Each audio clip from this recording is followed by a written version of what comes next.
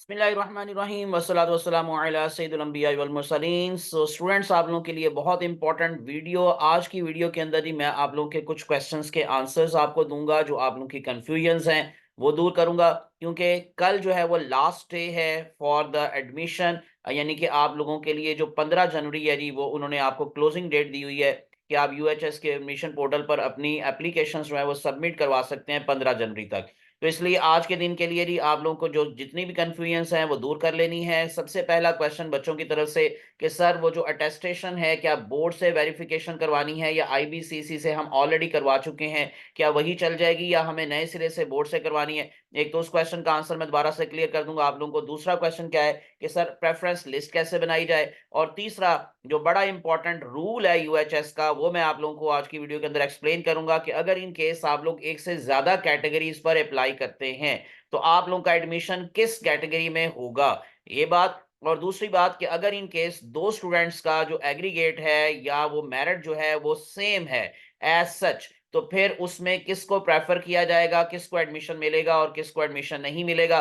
तो ये तीन चार बातें जी आज की वीडियो के अंदर इंशाल्लाह जी हम लोग डिटेल के साथ डिस्कस कर लेंगे जल्दी जल्दी से। तो इसलिए आप लोग टिल एंड मेरे साथ अटैच रहिएगा, और इस तरह की इन्फॉर्मेटिव वीडियोस के लिए आप लोग मेरे चैनल को सब्सक्राइब करके प्रेस कर लें बेल आइकॉन, ताकि आप लोगों को आपकी इन्फॉर्मेशन में इजाफा होता रहे और इस तरह की जो अपडेटेड इन्फॉर्मेशन है वो आपको मिलती रहे। सबसे पहले जी मैं आपको लेके चलता हूं जरा जो हमारे पास कैटेगरीज हैं, कौन कौन सी कैटेगरीज हैं, आप लोग उसमें किस किस पर एलिजिबल हैं। अगर इन केस तो आप लोगों ने अप्लाई किया हुआ है तो उसमें आप लोगों को प्रेफर कहां पर किया जाएगा। सो ये जी हमारे पास कैटेगरीज का सारा जो पोर्शन है यूएचएस के हवाले से जो आप लोगों को मैं दोबारा से दिखा रहा हूं। सो पहले तो कैटेगरीज नोट कर लें कौन कौन सी हैं जिसमें आप फॉल कर सकते थे। सो ओपन मेरिट सीट्स हैं जिसमें आप लोगों के सारे पंजाब के स्टूडेंट्स अप्लाई करेंगे अगर उनके इन केस वो एलिजिबल हैं, यानी डेफिनेटली उन्होंने एमडी कैट पास किया है 55% मार्क्स के साथ और उनका एफएससी का स्कोर जो है वो 60% मार्क्स के साथ है, तो वो एलिजिबल है।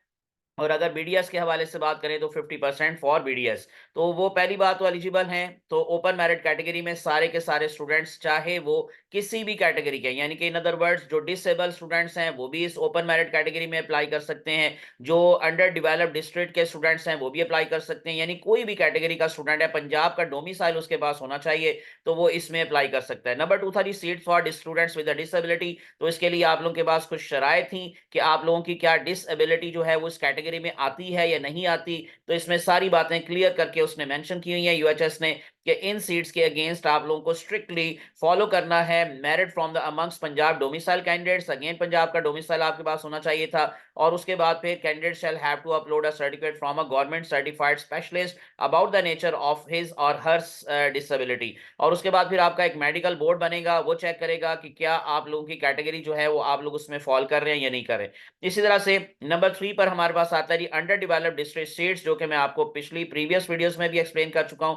टोटल सीट जो है जी हमारे पास एमबीबीएस की डिसेबल ये जो है अंडर डेवलप्ड डिस्ट्रिक्ट के हवाले से वो 54 हैं, और बीडीएस की 12 सीट्स हैं डिफरेंट एरियाज के हवाले से या डिफरेंट डिस्ट्रिक्ट्स के हवाले से, डीजी खान, मुजफ्फरगढ़, राजनपुर, लोधना, बक्कर, लिया और मियांवाली। तो ये सारे के सारे फिर कॉलेजेस के अंदर निश्तर मेडिकल कॉलेज है, इस तरह से कायद आजम मेडिकल कॉलेज है, इन सब की मिलाकर 54 सीट्स हैं। उसके बाद फिर नेक्स्ट कैटेगरी हमारे पास आती है जो इसकी भी सारी की मैं आपको लोगों को एलिजिबिलिटी पिछली वीडियोस में सारी डिटेल के साथ एक्सप्लेन कर चुका हूं, तो आप मेरी पिछली वीडियो भी देख सकते हैं। चोलिस्तान सीट्स हैं जी, चोलिस्तान की सीट है जी, एक सीट होती है और उसमें आप अप्लाई कर सकते थे अगर आपका ताल्लुक चोलिस्तान से है। और इसी तरह से फिर seats for overseas Pakistani dual nationality holders, उनके लिए सीट्स हैं, और यानी कि फॉरेन कैटेगरी के हवाले से seats for Punjab domicile students in other provinces, जिनको हम रेसिप्रोकल सीट्स कहते हैं। ये भी बच्चे कुछ पूछ रहे थे कि सर कितनी रेसिप्रोकल सीट्स किस कॉलेज में मौजूद हैं, तो ये बच्चों डिटेल आपके सामने मौजूद है। बोलान मेडिकल कॉलेज कोयटा बलूचिस्तान में 4 सीट्स हैं पंजाब के स्टूडेंट्स के लिए। Khyber medical college Peshawar KPK के अंदर एक है। मोहतरमा बेनजीर भुट्टो शहीद मेडिकल कॉलेज मीरपुर आजाद जम्मू कश्मीर में 3 है। इस तरह से आजाद जम्मू कश्मीर मेडिकल कॉलेज मुजफ्फरगढ़ आजाद जम्मू कश्मीर में 3 है। और पूंछ मेडिकल कॉलेज रावलकोट आजाद जम्मू कश्मीर में भी 3 है। तो इस तरह मिलाकर आपकी 14 सीट्स बनती हैं। लेकिन आप लोगों में से कुछ पूछ रहे थे सिंध के अंदर, तो सिंध के अंदर बच्चों कोई सीट नहीं है। बलूचिस्तान में है, केपीके के अंदर है, और आजाद जम्मू कश्मीर के अंदर डोमिसाइल ये जो है रेसिप्रोकल सीट्स मौजूद हैं फॉर पंजाब स्टूडेंट्स। इस तरह से सीट्स रिजर्व फॉर आईसीटी यानी कि इस्लामाबाद कैटेगरी जो कैपिटल टेरिटरी है उसके स्टूडेंट्स के लिए भी सीट्स मौजूद हैं। तो ये डिफरेंट कैटेगरीज हैं। बाकी कैटेगरी बी आ जाती है जी, नॉमिनेशन बेस्ड रेगुलर सीट्स, इसकी डिटेल में मैं ज्यादा अभी नहीं जाता। और इसी तरह से बाकी के भी जो एक्स फाटा वगैरह हैं उसके लिए नॉमिनेशन एजेंसीज आपको बताई जाती हैं। So nomination based over and above foreign seats. तो ये सारी बातें इंशाल्लाह किसी और वीडियो के अंदर मैं आपको एक्सप्लेन करूंगा। अभी मैं आप लोगों को जो कैटेगरीज बताई हैं मेन मेन, उसके हवाले से जरा बता दूं। पहली बात को आपको प्रेफरेंस कैसे बनानी है। अब चलते हैं जरा प्रेफरेंस के हवाले से कि आप लोगों का प्रेफरेंस का प्रोसीजर क्या होना चाहिए था, और अगर इन केस अभी तक आपने अप्लाई नहीं किया तो दोबारा से इन चीजों को माइंड में रख लें, और अगर कर चुके हैं तो तब भी आप लोगों के लिए ये बातें क्लियर हो जानी चाहिए कि जो आपने प्रेफरेंस लिस्ट बनाई है उसको किस तरह से फॉलो किया जाएगा। So when filling out the application every candidate has to give the order of preference. पहली बात तो जितने भी मेडिकल कॉलेजेस हैं, अब मेल के लिए 15 और फीमेल्स के लिए 16। अभी नारोवाल को मैं शामिल बीच में नहीं कर रहा। नारोवाल की अलग जो है वो अलग उन्होंने इंफॉर्मेशन आपको दी है, वो पहले भी मैंने बताई थी, अभी मैं दोबारा से एक्सप्लेन कर देता हूं। लेकिन जितने भी बाकी के कॉलेजेस हैं उनकी आपने प्रेफरेंस मस्ट बना लेनी है। तो लिखा हुआ है कि give the order of preference for all the medical and dental colleges on the relevant application portal. यानी अगर आप एमबीबीएस में अप्लाई कर रहे हैं उसके लिए अलग, और बीडीएस के लिए अप्लाई कर रहे हैं तो डेंटल कॉलेजेस के लिए अलग प्रेफरेंस लिस्ट आप बनाएंगे। 3 कॉलेजेस हैं जो पब्लिक सेक्टर में है, डेंटल कॉलेजेस। और इसी तरह से 16 पहले थे और नारोवाल को मिलाकर 17 तकरीबन कॉलेज बनते हैं जो पब्लिक सेक्टर है एमबीबीएस के लिए। For this purpose candidate will have to select the all college one by one from the drop down menu. यानी आप लोगों को अगर सपोज करें मुल्तान के अंदर एडमिशन लेना है तो निश्तर को सबसे पहले नंबर 1 पर रख लें, उसके बाद फिर उससे करीब तरीन जो है उसको आप रख लें। जैसे साहिवाल मेडिकल कॉलेज है तो आप उसको नंबर 2 पे रख सकते हैं अगर आप अपनी लोकेशन की बेस पर। लेकिन अगर इन आपके केस आप कहेंगे कि जो मेरिट के अकॉर्डिंग सबसे ऊपर कॉलेज है और मेरा क्योंकि एग्रीगेट अच्छा है तो मैं उसको उसके ऊपर रखूं, तो इसका मतलब सारी बात है कि सबसे नंबर 1 पर आता है, फिर अल्लामा इकबाल आता है। इस तरह से जो हमारे पास लिस्ट है वो कॉलेजेस की एग्रीगेट के अकॉर्डिंग, वो क्लोजिंग लिस्ट में अभी आप लोगों को पिछले साल की भी दिखाऊंगा। तो उसके अकॉर्डिंग बनाना है तो उसके अकॉर्डिंग बना ले अगर आपका एग्रीगेट अच्छा है। तो अगर आपका एग्रीगेट अच्छा नहीं है, या अगर इनकेस एग्रीगेट अच्छा भी है और मैं अपने ही शहर के अंदर कॉलेज में एडमिशन लेना चाहता हूं, जैसे मैं गुजरावाला का हूं तो मैं गुजरावाला में एडमिशन लेना चाहता हूं, तो मैं नंबर 1 पर गुजरावाला को रख लूंगा। तो इस तरह से आप लोगों ने प्रेफरेंस लिस्ट के अंदर अपनी सहूलत, अपने एग्रीगेट, अपने मेरिट को अकॉर्डिंग, उसके अकॉर्डिंग आपने प्रेफरेंस लिस्ट बनानी है। Please note that if the candidate changes the category of seats. अब अगर इन केस आपको लगता है कि मैंने ओपन मेरिट में तो अप्लाई कर दिया लेकिन मैं फला कैटेगरी में भी फॉल कर रहा हूं, like for example reciprocal seat की कैटेगरी है, मैं उसमें अप्लाई करना चाहता हूं, तो वो भी आप चूज कर सकते हैं। और इसी तरह से फिर आप लोगों को अगर in case under developed district से आपका ताल्लुक है, उसमें आप फॉल कर रहे हैं, तो इसका मतलब फिर आप उसके अकॉर्डिंग भी प्रेफरेंस बना सकते हैं। तो आपकी प्रेफरेंस विल बी रीसेट, आपकी दोबारा से रीसेट होगी and candidate will need to add his or her preference again. यानी आपने पहले बनाई थी लेकिन उस वक्त आपके जहन में कोई कैटेगरी नहीं थी, लेकिन जब आपको जहन में आया कि नहीं मैं इस कैटेगरी में भी फॉल करता हूं, तो दोबारा से आपको फिर से रीसेट करना पड़ेगा अपनी प्रेफरेंस लिस्ट को। The portal will show the college as per the category of the seat selected. तो फिर आपका पोर्टल आपको आपकी प्रेफरेंस लिस्ट दिखाएगा, ठीक है। जो यूनिवर्सिटी की वेबसाइट के ऊपर कॉलेजेस की लिस्ट है वो अलग आप लोगों को सीक्वेंस मिलेगा, लेकिन जो आपने एडमिशन के वक्त प्रेफरेंस लिस्ट बनाई थी आपके पोर्टल पर आपको उसी सीक्वेंस के अंदर कॉलेजेस नजर आ जाएंगे और आपको पता चल जाएगा कि ये मेरी प्रेफरेंस लिस्ट है। For example in case a candidate select open merit on MBBS portal, it shall be required to select the 16 medical colleges for female and 15 medical colleges for a male. ये मैंने आपको जैसे बता दिया, नारोवाल को इसमें अब वो शामिल नहीं कर रहे। दी order of preference is editable, आप इसमें एडिटिंग कर सकते हैं कब तक, कल तक। यानी कि जो क्लोजिंग डेट है 15 जनवरी, उस डेट तक आप लोग उसको चेंज करना चाहें, अगर एडिट करना चाहें अपनी प्रेफरेंस लिस्ट को तो आप एडिट भी कर सकते हैं। लेकिन अगर लास्ट डेट गुजर गई है after which it will be log with the online application, so request to change order of preference after the submission deadline shall not be considered under any circumstances। तो आपकी किसी सूरत फिर उसमें कोई तब्दीली नहीं हो सकेगी, ये माइंड में कर ले clear. Candidates who choose to apply to the Narowal, अब नारोवाल का दोबारा से सुन ले कि Narowal shall be required to submit an undertaking, आपको एक अंडरटेकिंग देना पड़ेगा on online portal acknowledging that their admission will be contingent upon the approval of the college by the Pakistan Medical and Dental Council यानी कि PMDC।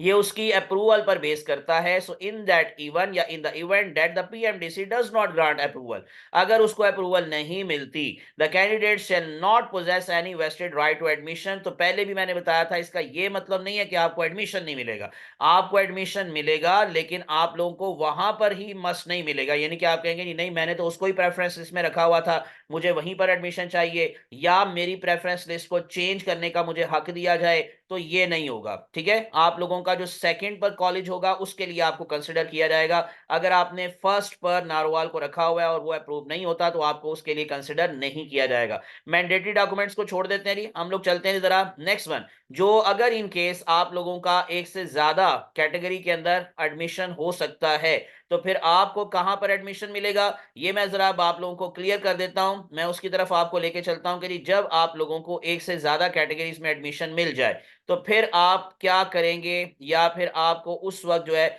वो कहां पर admission मिलेगा। तो इसके लिए जी हम लोग जरा चले जाते हैं कि जी हमारे पास जो फाइनल एप्लीकेशन है सबमिशन, उससे आगे चले जाएं जरा, थोड़ा सा ये है G display of provisional and final merit list. इसके अंदर अब आप लोगों का नाम कहां आएगा और कहां नहीं आएगा, एक तो ये चीज ध्यान में रख लें। ठीक है, so after the completion of the online application process, university shall display on its website the provisional order of the merit of the top 5000 candidates. 5000 candidates की लिस्ट लगाएगी यूएचएस अपने जो है वो वेबसाइट के ऊपर। प्रोविजनल लिस्ट हम उसको बोलते हैं, कट ऑफ लिस्ट कहते हैं। सो उसके अंदर आपको अंदाजा हो जाएगा कि आप कहां पर स्टैंड कर रहे हैं और इस दफा मेरिट कितना हो सकता है। ये जब प्रोविजनल लिस्ट लगती है उसमें क्लियर हो जाता है। The candidates will be given 48 hours after display of the merit list to make the complaints. तो आपने अपनी सारा नाम नेम यो सब कुछ चेक करना होता है। आपको 2 दिन दिए जाते हैं कि अगर इनमें इस केस उसमें कोई गलती है तो आप उनको इतला कर सकते हैं, ताकि उसको दूर किया जा सके। और उसके बाद फिर सारा कुछ जब हो जाता है तो फाइनल एक लिस्ट बन जाती है, और फाइनल लिस्ट अब लग जाती है। अब देखें इसमें, अब आप लोगों को थोड़ा सा मैं जरा क्लियर कर देता हूं कि यहां पर आ जाते हैं नंबर 3 पॉइंट पर। The candidates eligible for admission against 2 और more categories of the seats shall be admitted on the seat where he or she is getting a better higher college as per on या his or her on order of preference. यानी कि आपने preference के अंदर suppose करें, मैं आपको जरा क्लोजिंग लिस्ट दिखाता हूं, उससे आपको जरा समझ आ जाएगी। लास्ट ईयर की ये क्लोजिंग मेरिट लिस्ट है जो मैं आपको उनके सामने शो कर रहा हूं। ये है जी हमारे पास लास्ट ईयर की जो क्लोजिंग लिस्ट, जो 11th लिस्ट लगी थी एमबीबीएस के हवाले से 11 लिस्टें लगी थी, और ये आखिरी लिस्ट जो लगी थी, इसमें मैं अब आपको दिखा रहा हूं कि जो क्लोजिंग मेरिट था वो था 91.1318। ये डीजी खान का कॉलेज का मेरिट है। सपोज करें, अब मैं आपको समझाने के लिए एक चीज दिखाने लगा हूं। जैसे सपोज करें आपने अप्लाई किया ओपन मेरिट सीट्स में भी, आपने अप्लाई किया अंडर डेवलप्ड डिस्ट्रिक्ट कैटेगरी के अंदर भी। अगर सपोज करें services institute of medical sciences के अंदर आप लोगों ने जो था वो प्रेफर किया था अंडर डेवलप्ड डिस्ट्रिक्ट के हवाले से, वहां पर जो सीट है उसको, तो वहां पर मेरिट आपका बना 92.3636, यानी कि ये हमारे पास क्लोजिंग मेरिट आया। और आपका अगर इन केस आपका एग्रीगेट जो है वो ये वाला है, तो आपकी ओपन मेरिट कैटेगरी के अंदर जो आपकी प्रेफरेंस थी वो थी पंजाब मेडिकल कॉलेज फैसलाबाद 91.5409, वहां पर आप इस तरह से फॉल कर रहे हैं। तो आपको डेफिनेटली फिर जो ज्यादा बेहतर आप लोगों का ऊपर वाला कॉलेज है वहां पर आपको एडमिशन मिलेगा। लेकिन अगर इन केस आपका पंजाब मेडिकल कॉलेज के अंदर अंडर डेवलप्ड डिस्ट्रिक्ट के हवाले से जो है वो कोटा में अगर इन केस आपका एग्रीगेट नहीं है, बल्कि ओपन मेरिट का आपका 92.36 है और अंडर डेवलप्ड डिस्ट्रिक्ट के अंदर 91.5409 है, तो आपको ओपन मेरिट सीट पर दाखिला मिल जाएगा जो कि ऊपर वाला कॉलेज होगा। ठीक है, मेरे ख्याल से आपको बात समझ आ गई होगी कि जिस कॉलेज के अंदर आपकी जिस कैटेगरी के हवाले से ज्यादा बेहतर मेरिट होगा आपको वहां पर एडमिशन मिलेगा, और अगर इन केस आपको वहां नहीं तो दूसरी कैटेगरी के हवाले से जहां पर होगा तो वहां पर आपको एडमिशन मिल जाएगा।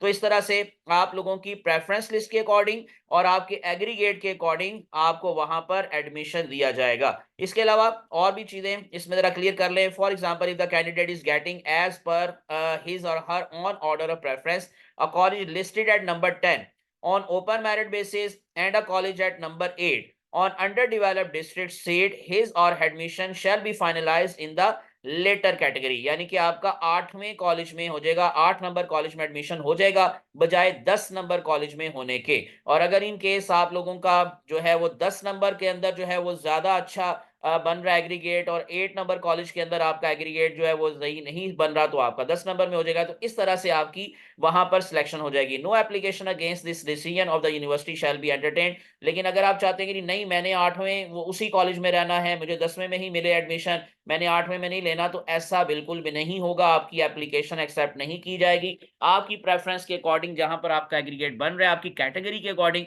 वहां पर आपको एडमिशन दिया जाएगा। इसी तरह से आखिरी बात कि whenever two or more than two candidates are bracketed, यानी कि सेम उनका एग्रीगेट है, they have exactly the same aggregate percentage after calculation, the tie shall be broken in the following steps. तो क्या क्या फिर माइंड में रखा जाएगा जी? ये 3 कैटेगरीज है, बल्कि 4 हमारे पास है, बल्कि 5 है। तो देखें, number 1, The one senior in age will be given preference, यानी दोनों का एग्रीगेट सेम है, तो जो बड़ा है, जो ज्यादा एज का है, उसको प्रेफर किया जाएगा। Number 2, the one having higher marks in MDCAT will be given preference. अब दोनों का एमडी कैट का स्कोर देखा जाएगा, जिसका एमडी कैट का स्कोर ज्यादा अच्छा होगा दोनों में से उसको सीट मिलेगी। The one having higher marks in FSc, अगर वहां पर भी अगर सोल्यूशन नहीं निकल सका तो फिर आपके एफएससी के मार्क्स देखे जाएंगे। फिर अगर वहां पे नहीं हो सका तो the one having higher marks in SSC, यानी कि आपके मैट्रिक के मार्क्स देखे जाएंगे। और आखिरी बात, the one who submitted the online application of admission first, इसलिए first will be given preference कि आपको जल्दी, ज्यादा जल्दी एडमिशन जो है वो यानी कि एप्लीकेशन सबमिट करवाना होती है, क्योंकि जिसने पहले एप्लीकेशन सबमिट करवाई होगी उसको वो सीट मिलेगी। अगर सेम एग्रीगेट है तो दूसरे को नहीं मिलेगी। ये थी सारी बातें जो कि कुछ स्टूडेंट्स क्लियर करना चाह रहे थे। जैसे मैंने आपको कहा, अब बाकी के ज्वाइनिंग के हवाले से जब आपकी सिलेक्शन लिस्ट लग जाएगी, आपकी ज्वाइनिंग हो जाएगी, उसके बाद आपको क्या करना है इंशाल्लाह फिर मैं ये उस वक्त ही आपको एक्सप्लेन करूंगा अगेन अनदर वीडियो के अंदर। और क्लोजिंग मेरिट मैंने जैसे आपको दिखा दिया, बता दिया, ये मेरे पास ये सारी लिस्ट मौजूद है लास्ट ईयर की, जो कि मैंने उस वक्त प्रिपेयर की थी 2023 के अंदर। तो आखिरी हमारे पास क्लोजिंग मेरिट है डीजी खां का 91.1318, लेकिन इस दफा जैसे आपको मैं बता चुका हूं कि ये को 3% तक ऊपर जाने के चांसेस हैं। तो इसी वजह से आप यूं समझ ले कि 94.1318 तक क्लोजिंग मेरिट हो सकता है। मेरे अकॉर्डिंग 94 और 93.5 के दरमियान में जो है वो बॉर्डर लाइन है, वहां पर शायद आपका एडमिशन हो जाए, लेकिन 94 से अगर ऊपर है तो आप काफी हद तक सेफ जोन में हैं। यहां तक ये सारी बातें क्लियर हो गई। इंशाल्लाह मजीद बातें आप लोगों के साथ मैं शेयर करता रहूंगा, तो इसलिए विदाउट वेस्टिंग टाइम मेरे चैनल को सब्सक्राइब करके प्रेस कर ले बेल आइकॉन, ताकि इस तरह की इंफॉर्मेशन आपको मिलती रहे। मुझे अपनी दुआ में याद रखिएगा। अल्लाह आप सबका हामी नासिर हो। जज़ाकुमुल्लाह खैरन कसीरा। अस्सलामु अलैकुम वरहमतुल्लाहि वबरकातुहू।